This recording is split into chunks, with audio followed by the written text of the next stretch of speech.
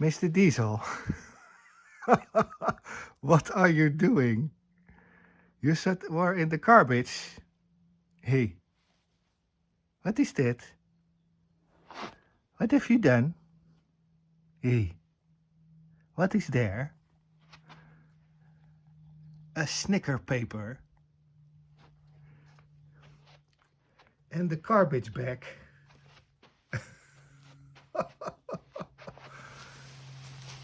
Oh, really?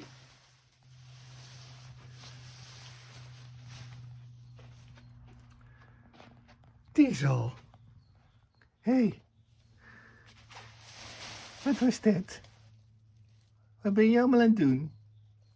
Look at that, what a mess. Hey. Oh, stuff everywhere. Well.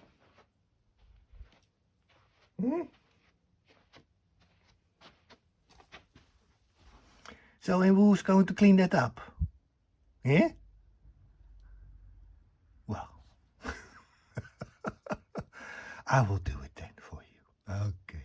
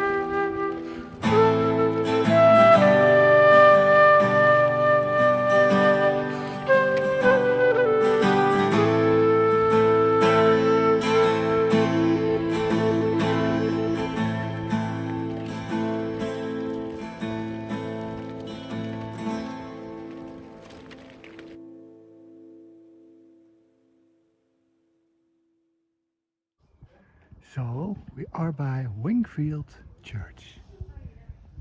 Let's go.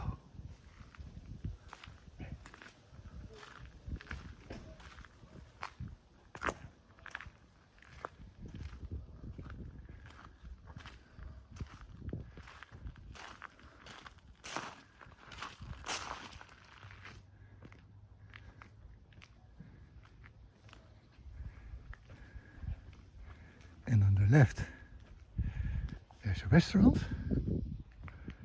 So we can do that later.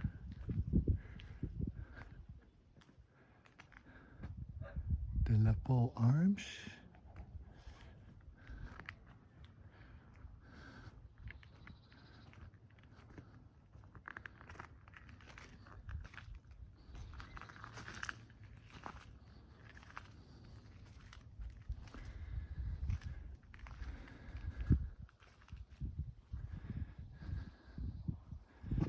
The St. Andrew's Church, Wingfield.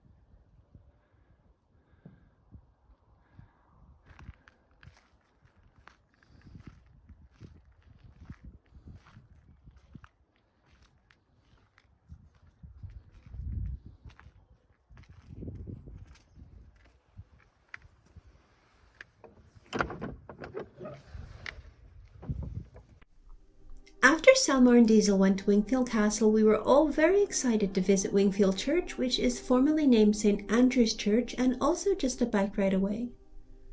Apart from our cathedrals, this elegant church is the most beautiful I've seen in East Anglia, and it beats the cathedrals in the personal feeling one gets when visiting. It has a flint exterior, typical of the region, but with more ornate limestone dressings and an abundance of leaded windows which fill the interior with light. Inside, dark carved wood and more pale limestone contrast elegantly.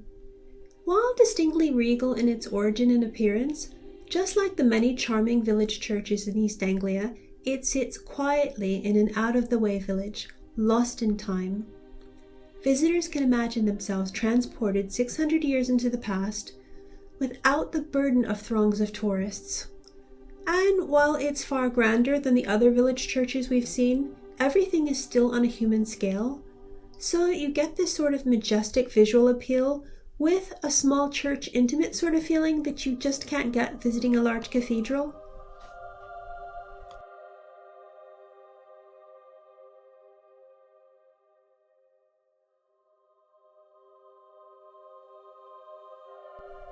It's open every day, welcoming people to pray or just quietly reflect and enjoy its beauty. Entry is free and services are ongoing.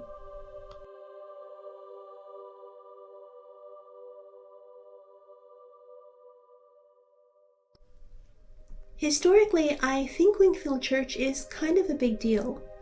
One of the most powerful families in late medieval England founded this church.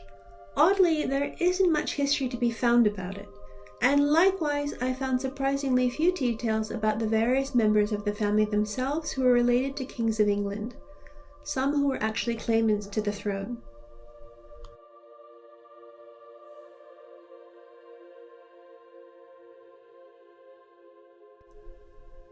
As with Wingfield Castle, Sir John Wingfield, who died in 1361, was the founder of this church. His striking, albeit somewhat battered, stone effigy and tomb can be found inside. We found it sad and surprising that the monument, along with 4 other effigies of his descendants, had been heavily vandalized with carved graffiti.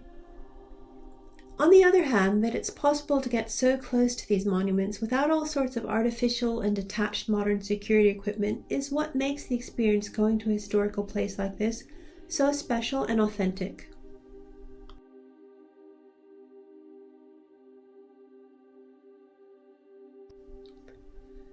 I could find little about Sir John apart from his position and title. Like many knights of his age, it seems he did very well for himself fighting in various battles in France. He was chief administrator and likely a friend of Edward of Woodstock, who was also known as Edward the Black Prince, who was the eldest son of King Edward III of England. Whether John de Wingfield made his money morally or not cannot be known, but apart from building this beautiful church and his residence Wingfield Castle, money from his will provided for the founding of nearby Wingfield College, which was built a year after his death.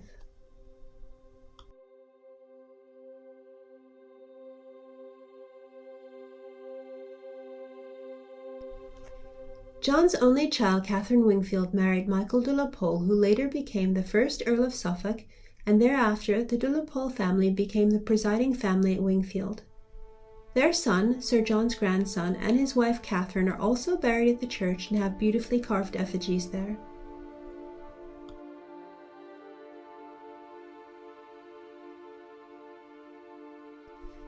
Through lending to the crown and advantageous marriages, the family continued to advance under the de la Poles. This is evident in their rising titles of nobility, rising from earls to the ranks of marquess, and finally becoming dukes of Suffolk. Duke being the highest ranking hereditary title in Britain apart from king. Their increasing wealth is also evident in the increasingly fine quality of their effigies at the church.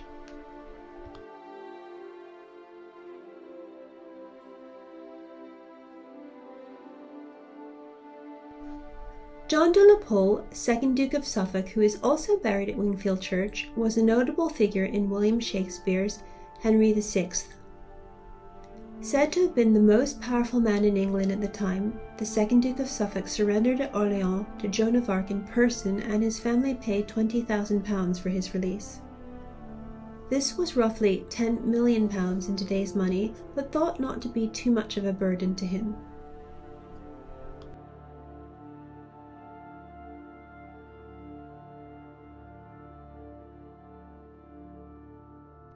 Throughout the 15th and 16th centuries, the de la Poles fell in and out of favour with the English crown. Vacillating between the highest echelons of nobility and banishments and executions, they were unfortunately in power during the turbulent times of the late Middle Ages, when the court of England was filled with political suspicion on a pathological level and operated under inexplicable brutality.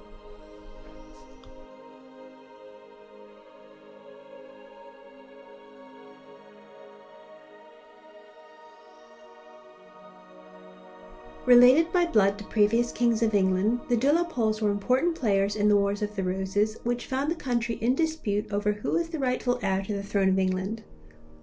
Although they were descended from the royal house of Plantagenet, they were on the Yorkist side, the ones represented by the White Rose, while the winners, the Tudors, Henry VIII, came from the Red Rose Lancastrian side. Very sadly, things did not end well for the family.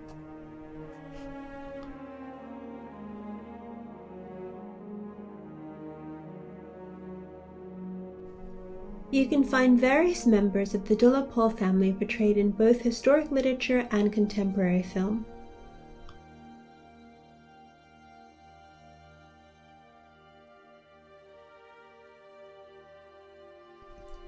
Even with the sad history related to the founders of this church, there really is a special feeling of peace and happiness here. At the end of visiting this inspiring place, we stopped at the de la Pole Arms. It was our first time, but everyone was so friendly it felt like going to a place we'd been to before. Even little Diesel was allowed. It was such a lovely way to spend the day. It reminds me that you don't always have to travel far to see something inspiring.